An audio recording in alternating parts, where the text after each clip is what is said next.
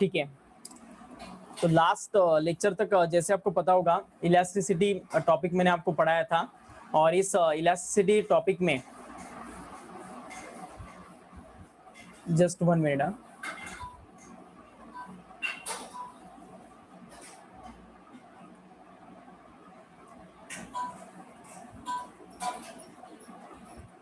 तो last lecture तक elasticity topic हमारा पूरा हो चुका था, और अभी हम एंटर करने वाले नेक्स्ट सेक्शन में इस चैप्टर के, मतलब mechanical properties of fluids and solids. ये हमारा मेन चैप्टर है, जिसका पहला सेक्शन हमारा खत्म हुआ, जिसका नाम था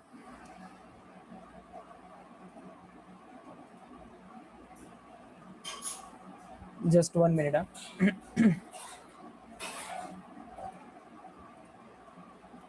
जिसका नाम था इलास्टिसिटी। और अभी हम नेक्स्ट सेक्शन स्टडी करने वाले हैं, जिसका नाम रहेगा हाइड्रोस्टैटिक्स।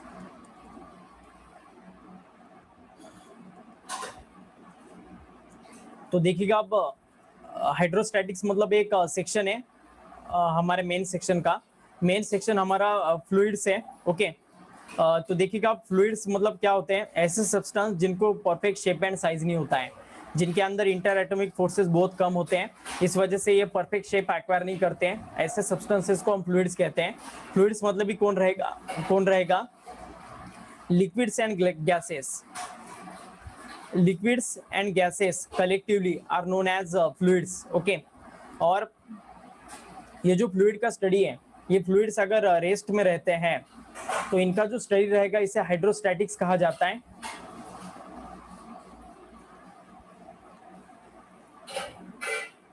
फ्लूइड्स अगर रेस्ट में रहते हैं तो उसको हाइड्रोस्टैटिक्स कहा जाता है, और फ्लूइड्स अगर मोशन में रहते हैं तो उसको हाइड्रोडायनामिक्स कहा जाता है। Okay, when fluids are at rest, then it is called as hydrostatics, and when fluid is in motion, then it is called as hydrodynamics. Okay, तो ये हाइड्रोस्टैटिक्स और हाइड्रोडायनामिक्स दो सेक्शंस हैं जो फ्लूइड्स के साथ डील करते हैं, और विस्कोसिटी भी है जो इसके बाद हम स्टडी करने वाले। ओके, तो ये भी फ्लूइड मैकेनिक्स का ही पार्ट है।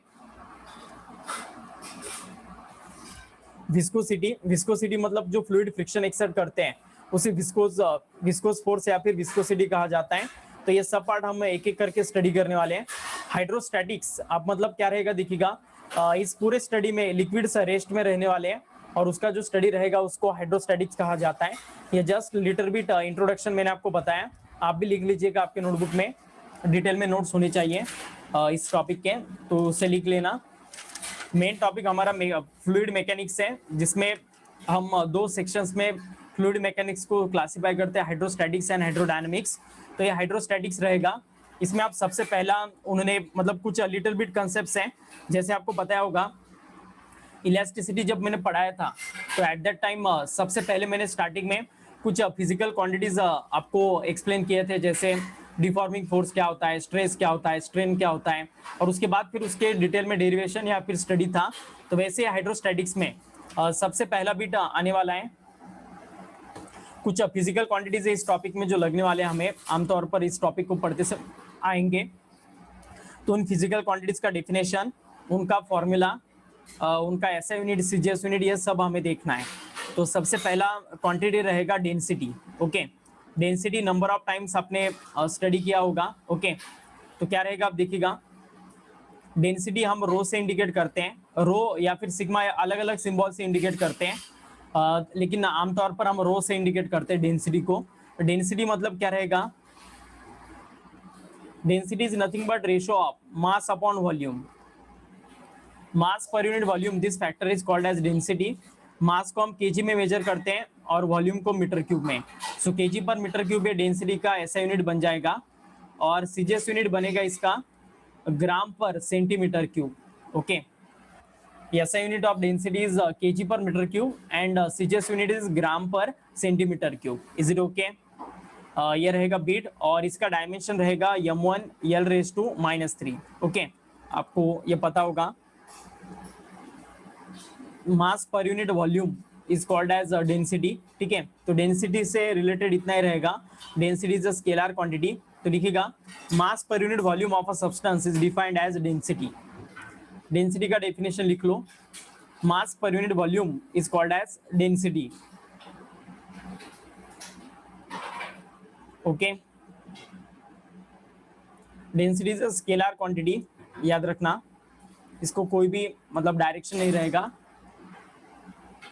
और मुझे ये कन्वर्जन बताओ, 1 gram per centimetre cube means how many kg per metre cube? Tell me. 1 gram per centimetre cube मतलब कितना केजी पर मीटर क्यूब होगा? ये इंपॉर्टेंट कन्वर्जन है डेंसिटी का। जब कभी भी हम इस टॉपिक के साथ डील करेंगे तो आपको डेंसिटी के ऊपर क्वेश्चन आ सकता है, तो एट दैट टाइम आपको ये कन्वर्जन लग सकता है। बताओ जल्दी से, 1 gram per centimetre cube means how many kg per metre cube? KG per metre cube उसका ऐसा यूनिट है और ग्राम पर सेंटीमीटर क्यूब उसका सीजीएस यूनिट है। तो बताओ क्या रहेगा, कोई बता सकता है?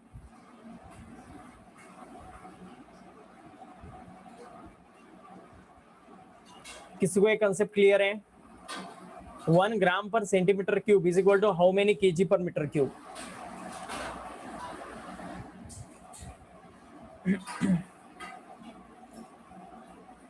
1000 राइट आंसर है। 1000 केजी पर मीटर क्यूब होगा। ये डेंसिटी का कन्वर्जन है। इसका सीजीएस यूनिट बड़ा रहेगा और एसआई यूनिट छोटा रहेगा। आमतौर पर एसआई यूनिट बड़े होते हैं और सीजीएस यूनिट छोटे होते हैं, लेकिन यहाँ पर उल्टा है। इस डेंसिटी के कन्वर्जन में बहुत इंपॉर्टेंट कन्वर्जन है, याद रखना। ओके, और इसका उल्टा कन्वर्जन है 1 kg per metre cube is equal to 10⁻³ gram per centimetre cube. Is it okay? Always remember this conversion. क्यों होता है, कैसे होता है देखिएगा। 1 केजी पर मीटर क्यूब है, मतलब इसको हमें ग्राम पर सेंटीमीटर क्यूब में करना है, तो 1 kg is equal to how many gram? 1000 gram. Okay, और 1 metre cube is equal to how many centimetre cube? 10⁻6 centimetre cube. Is it okay? जब 11 स्टार्ट हुआ होगा ना, तभी मैंने ये कन्वर्जन बताया होगा मीटर क्यूब का सेंटीमीटर क्यूब में। Is it okay? सो ये 10⁻6 आएगा, ऊपर 1000 मतलब ये क्या है? 10⁻3 है। सो 10⁻3 बाय 10⁻6 ग्राम per centimetre cube. Okay, 1 kg per metre cube का ये वैल्यू रहेगा। और ये 10⁻6 ऊपर जाके माइनस होगा, तो +3 - 6 मतलब ये -3 होगा। सो ऐसा आएगा ये 1 kg per metre cube is equal to 10⁻³ gram per centimetre cube. Is it okay? So this is the conversion between density. ठीक है, तो डेंसिटी के साथ जब हम डील करेंगे तो ये कन्वर्जन भी याद रखिएगा। ओके, तो यहाँ पर ये पहला बिट खत्म हो जाता है हमारा इस टॉपिक का, दैट इज डेंसिटी। डेंसिटी के बाद अब नेक्स्ट रहेगा स्पेसिफिक वेट और वेट डेंसिटी। किसी भी चीज का जब हम डेंसिटी निकालते हैं ना, उस चीज को हम वॉल्यूम से डिवाइड करते हैं। जैसे अभी ये मास डेंसिटी था, डेंसिटी को ही हम मास डेंसिटी भी कहते हैं, क्योंकि वो मास अपॉन वॉल्यूम का रेशियो होता है।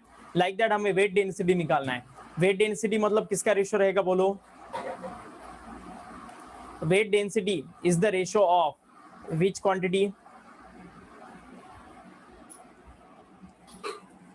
It is defined as the ratio of weight of substance to its volume. Okay, किसी भी सब्सटेंस के वेट को अगर हम उसके वॉल्यूम के साथ डिवाइड करेंगे ना, तो जो बिट मिलेगा हमें, उसी को हम वेट डेंसिटी कहेंगे। ओके, तो नेक्स्ट क्वांटिटी रहेगा इस टॉपिक का, that is weight density. Okay, तो लिखिएगा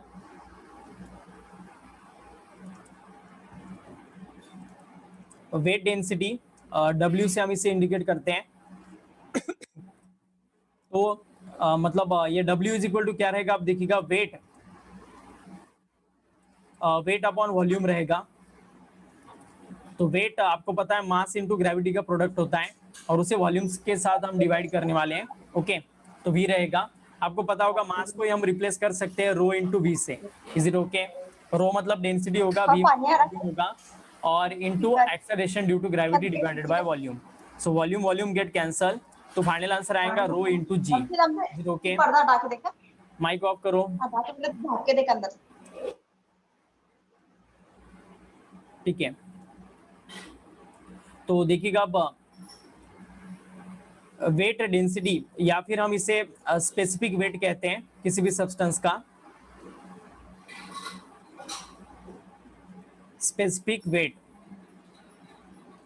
या फिर वेट डेंसिटी, ये दोनों भी फैक्टर्स एक ही है, और ये रेशियो रहेगा वेट अपॉन वॉल्यूम का, और इसे अगर हम सॉल्व करेंगे तो फाइनल आंसर आएगा density rho into acceleration due to gravity g. Is it okay?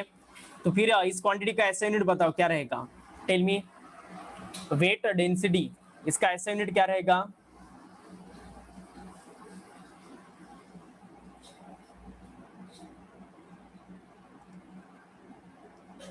Newton per metre cube, right answer है। और सीजीएस यूनिट क्या रहेगा? Definitely dyne per centimetre cube. Is it okay? और इसका डायमेंशन क्या रहेगा बताओ आप, tell me the dimension of this quantity, फटाफट कैलकुलेट करो।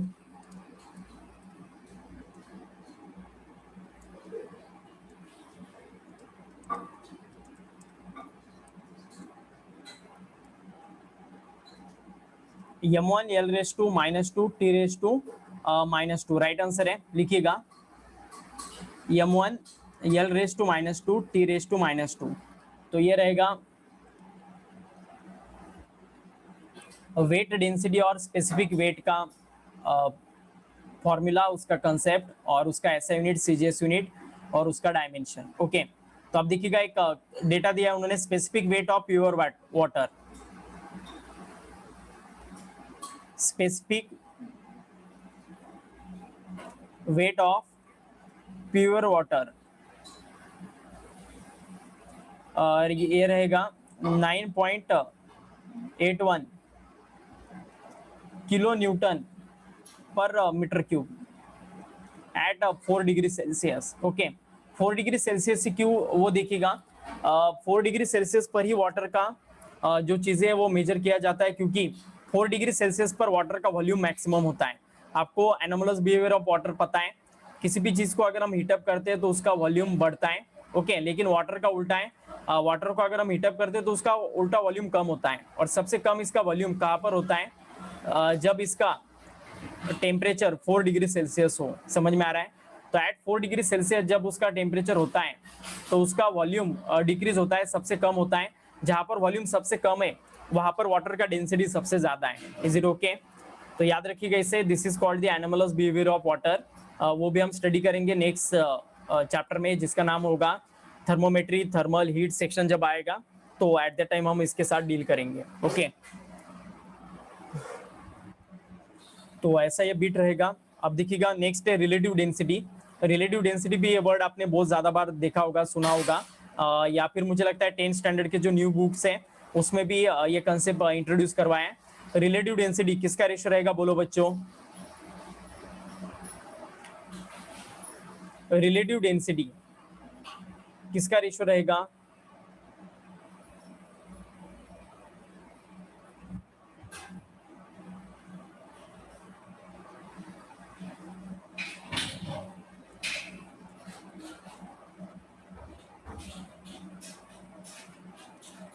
Relative density is nothing but the ratio of density of substance to the density of water, right answer है। Okay, तो क्या रहेगा आप देखिएगा,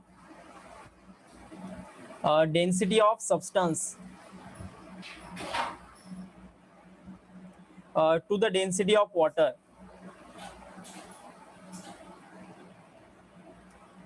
this factor is called as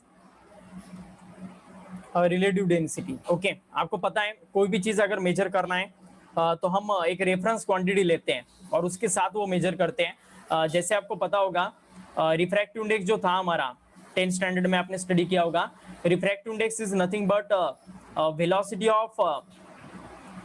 velocity of light in any other medium to the velocity of light in vacuum. Vacuum क्यों लेते हैं? क्योंकि वैक्यूम में लाइट का कैलकुलेशन परफेक्ट होता है और वैक्यूम में लाइट का वेलोसिटी सबसे ज्यादा होता है, और ये नोन क्वांटिटी होता है हमें। वैक्यूम में लाइट का वेलोसिटी 3 × 10⁸ होता है। तो सभी चीजों के हम जो वेलोसिटीज है वो हम क्या करते हैं, with respect to vacuum measure करते हैं। Is it okay?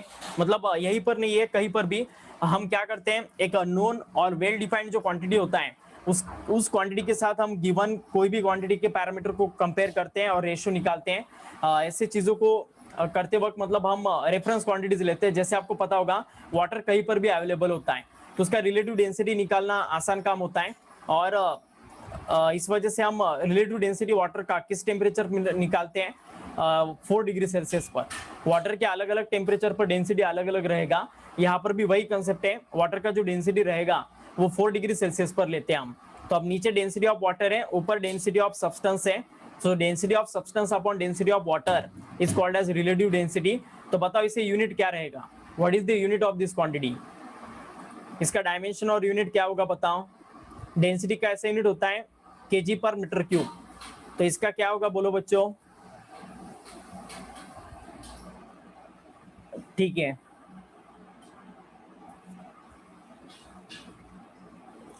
it doesn't have any unit and doesn't have any dimension. It is the unitless and dimensionless quantity. Why? Because it is the ratio of two similar quantity. Density of water का भी kg पर metre cube रहेगा, density of substance का भी unit kg पर metre cube रहेगा, दोनों एक दूसरे को कैंसिल आउट कर देंगे और फाइनली जो रिजल्टेंट क्वांटिटी बचेगा उसे ना यूनिट होगा ना ही डायमेंशन होगा। ओके, तो याद रखना no unit and no dimension. Okay, for this quantity that is known as relative density. Okay, relative density ये भी एक स्केलर क्वांटिटी रहेगा और इसको डायमेंशन भी नहीं रहेगा ना ही यूनिट रहेगा। Is it okay? इसके बाद नेक्स्ट बीट है स्पेसिफिक ग्रेविटी। स्पेसिफिक ग्रेविटी मतलब क्या रहेगा, it is the ratio of specific weight of the given fluid to the specific weight. Okay, specific weight of the given fluid to the specific weight of pure water. तो specific weight क्या होता है ये मैंने आपको पहले ही बताया, starting में हमने जो पहला दूसरा क्वांटिटी लिया था वो स्पेसिफिक वेट था। तो स्पेसिफिक वेट हमें किसका लेना है, कोई भी एक सब्सटेंस का लेना है। ओके, और उसके स्पेसिफिक वेट को हम स्पेसिफिक वेट ऑफ वाटर से डिवाइड करना है। आपको पता है स्पेसिफिक वेट का मतलब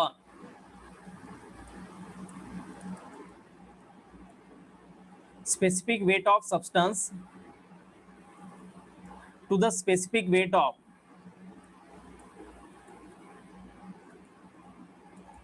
water, this ratio is known as specific gravity. Okay, और specific weight of substance क्या होगा, rho into g होगा, उस substance का density और उस acceleration due to gravity, like that. नीचे क्या होगा, density of water और acceleration due to gravity। तो acceleration due to gravity same होने के कारण कट हो जाएगा, यहाँ पर भी आंसर वही आएगा जो हमारे रिलेटिव डेंसिटी का आ रहा है। तो इसका क्या मतलब है, स्पेसिफिक ग्रेविटी मतलब ही क्या होता है, रिलेटिव डेंसिटी होता है। ओके, रिलेटिव डेंसिटी और specific gravity are nothing but same things. Okay, लेकिन इसे अलग अलग वे से कैलकुलेट किया जाता है। रिलेटिव डेंसिटी को density of substance to the density of water और स्पेसिफिक ग्रेविटी को specific weight of substance to the specific weight of water से, लेकिन दोनों का भी जो वैल्यू है वो सेम आता है, तो इसको भी यूनिट भी नहीं होगा ना ही कुछ डायमेंशन रहने वाला है। Is it okay? ठीक है, इज इट ओके?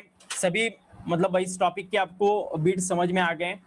अभी हम इस टॉपिक के मेन बीट के साथ डील करने जा रहे हैं जिसका नाम है प्रेशर। ओके, प्रेशर आपको पता होगा, अभी तक हमने बहुत ज्यादा बार प्रेशर स्टडी किया होगा, उसके फॉर्मूलेज यूज किए होंगे। Okay, pressure is nothing but force upon area, force per unit area, this factor is called as pressure. Okay, लेकिन ये जो फोर्स होता है ना, ये थ्रस्ट होता है फोर्स की जगह। थ्रस्ट मतलब सरफेस को जो परपेंडिकुलर फोर्स होता है ना, वो अपॉन एरिया मतलब भी प्रेशर होता है। Okay,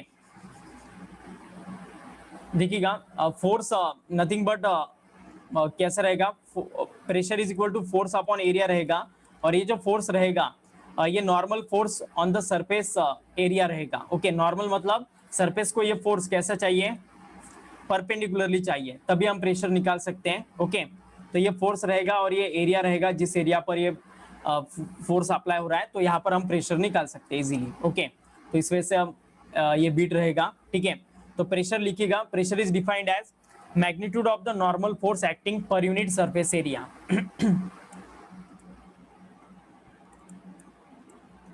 magnitude of a normal force acting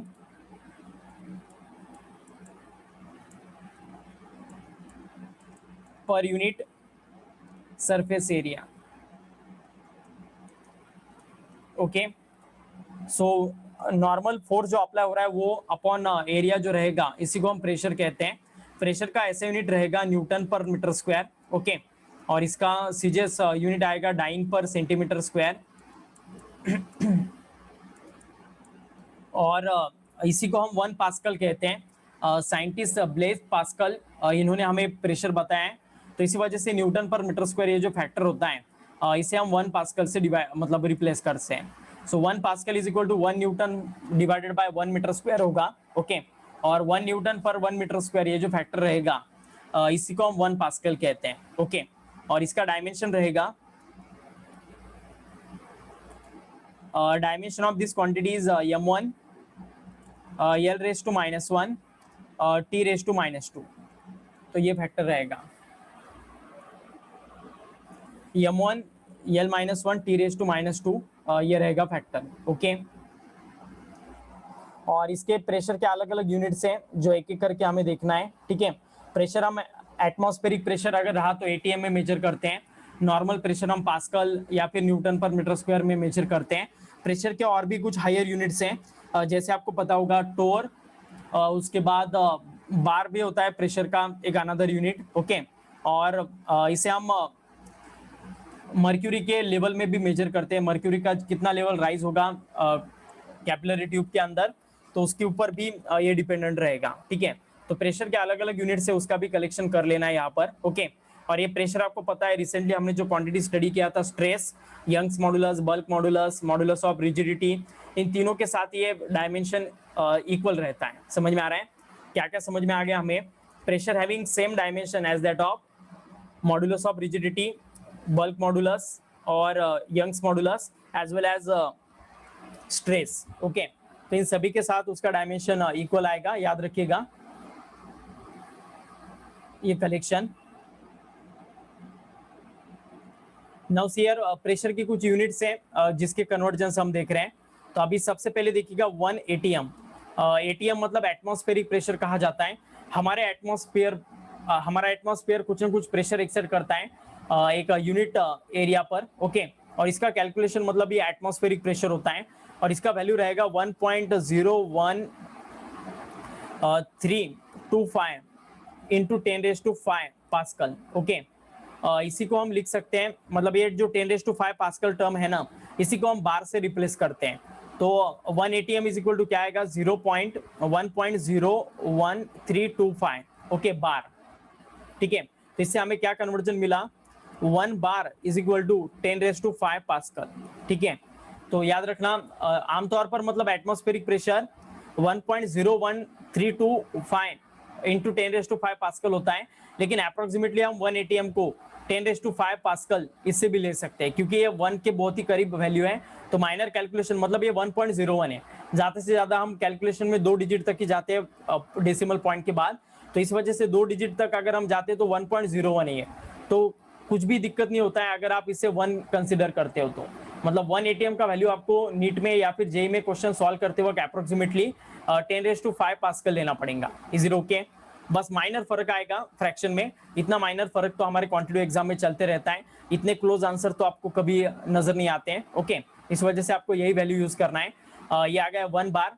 1 बार होने के बाद आप देखिएगा 760 टोर, ये अनदर यूनिट रहेगा। ओके, अब ये 760 ही क्यों आया वो समझ लेना। मतलब इसके बाद ही हम एक एक्सपेरिमेंट करने वाले हैं, जिस एक्सपेरिमेंट से हमें एटमॉस्फेरिक प्रेशर मेजर करते आता है। इसे टोरिसिलीज एक्सपेरिमेंट कहा जाता है। साइंटिस्ट टोरिसिलीज ने ये बताया हुआ एक्सपेरिमेंट है, तो उसमें आपको नजर आएगा। मतलब एक रफली बताता हूँ मैं आपको 2 मिनट के अंदर। एक बीकर होता है जिसके अंदर मर्क्यूरी डाला जाता है, और फिर एक टेस्ट ट्यूब होता है, जो टेस्ट ट्यूब वैक्यूम क्रिएट करके इसके अंदर डीप किया जाता है। ओके, तो फिर ये जो एटमॉस्फेरिक प्रेशर है ना, ये एक्सर्ट करता है प्रेशर ओवर दिस मर्क्यूरी। मतलब जहां पर भी वैक्यूम क्रिएट होता है ना, जैसे इस कैपिलरी ट्यूब में वैक्यूम है, तो इस वैक्यूम को कवर अप करने के लिए एटमॉस्फेरिक प्रेशर अंदर जाने की कोशिश करता है, लेकिन इसे अंदर जाने के लिए दूसरा कहीं पर भी वे नहीं है, तो इसे लिक्विड के अंदर से जाना पड़ता है। तो इस ये लिक्विड को पुश करता है नीचे के डायरेक्शन में, ताकि वो जा सके मतलब उस वैक्यूम को फिल कर सके। इस वजह से ये लिक्विड के ऊपर एटमॉस्फेयर प्रेशर एक्सर्ट करता है, और फिर ये लिक्विड क्या होता है, इस कैपिलरी ट्यूब के अंदर राइज होता है। तो ये अपने नॉर्मल लेवल से कितना राइज होगा? नियर बाय 760 मिलीमीटर, मतलब ये 76 सेंटीमीटर। Is it okay? तो इसी वजह से ये 760 फैक्टर है। ओके, इस टोर को, ये टोर मतलब ऐसा यूनिट है, मतलब सॉरी ऐसा ही नहीं है, ये टोर एक यूनिट है प्रेशर मेजर करने का, और इस टोर को रिप्रेजेंट किया जाता है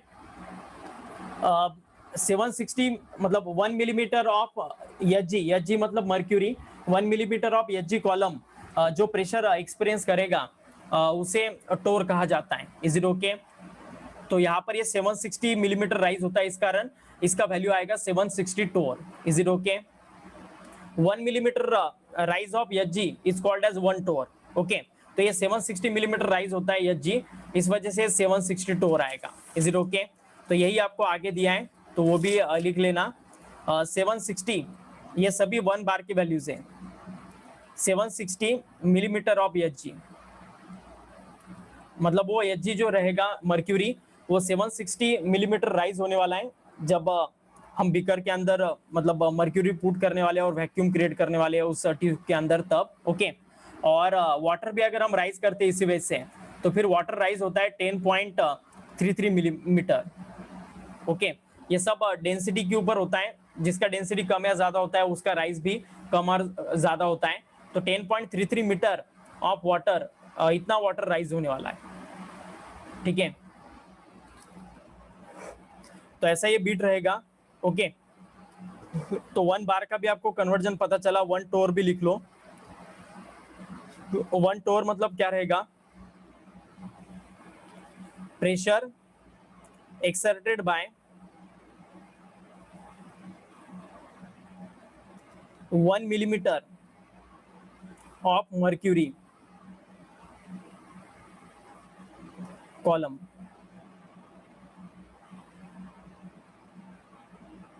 ठीक है, 1 मिलीमीटर मर्क्यूरी कॉलम जो प्रेशर राइज करेगा, एक्सर्ट करेगा, उसको ही 1 टोर कहा जाता है। और ये 1 टोर इक्वल आएगा 133 पास्कल के साथ। ओके, इसका अगर हम पास्कल में कन्वर्जन करते हैं या यूनिट ऑफ प्रेशर में, तो ये 133 रहेगा। Is it okay? Millibar मतलब बार का ही वो यूनिट रहेगा। जैसे बार अगर है उसको मिली लगा लेंगे हम, तो मिली बार मतलब क्या होगा? 10⁻³ बार। Is it okay? तो इन यूनिट्स को आगे सफिक्स लग सकते हैं, ठीक है, लेकिन मेन यूनिट इतने ही है। प्रेशर के इतने यूनिट्स के साथ आपको डील करना पड़ेगा। ठीक है, मतलब जब न्यूमेरिकल हम सॉल्व करेंगे तो प्रेशर आपको कुछ ऐसे फॉर्मेट्स में नजर आएगा। ओके, अभी देखिएगा ये प्रेशर के ऊपर बहुत सारे स्टैंडर्ड्स में आपने बहुत सारे मतलब बिट स्टडी की है। 8 स्टैंडर्ड की बुक का कंसेप्ट है प्रेशर का, कि अगर हम किसी चीज पर एरिया कम रहा तो प्रेशर ज्यादा एक्सर्ट होता है, और एरिया अगर ज्यादा रहा तो प्रेशर कम एक्सर्ट होता है। इसी वजह से आपको पता है हम किसी भी चीज को अगर एम्बेडेड करना हो तो हम उस चीज को नुकीला बनाते हैं। ओके, ताकि काम आसान हो। जैसे हमारा जो नेल होता है, ओके, आयरन का जो नेल होता है, वो अगर हमें वॉल के अंदर एम्बेडेड करना है ना, तो हम हथौड़ा यहाँ से मारते हैं। ओके, मतलब इस साइड से मारते हैं, ताकि इस साइड से जितना भी फोर्स आ रहा है इसे ये कॉन्सेंट्रेट करता है एक सिंगल पॉइंट पर। इसी वजह से ज्यादा प्रेशर इस वॉल पर एक्सर्ट होता है, और ये जो मतलब नेल रहेगा ये जल्दी से वॉल के अंदर एम्बेडेड हो जाता है। वही अगर हम इस नेल को उल्टा करते हैं और मारते हैं ना, तो फिर कितना भी प्रेशर अप्लाई क्यों ना करो, भले वो हथौड़ा इसका दुगना साइज का क्यों ना लो, वो जल्दी वॉल के अंदर नहीं जाएगा, क्योंकि ये प्रेशर डिस्ट्रीब्यूट हो जाएगा इस कंडीशन में। इस कंडीशन में ज्यादा कॉन्सेंट्रेशन नहीं होगा प्रेशर का, तो इस वजह से जो नेल का फ्रंट साइड होता है वो नुकीला होता है। मीटिंग का टाइम खत्म हुआ है, फिर से रिलॉग इन करो।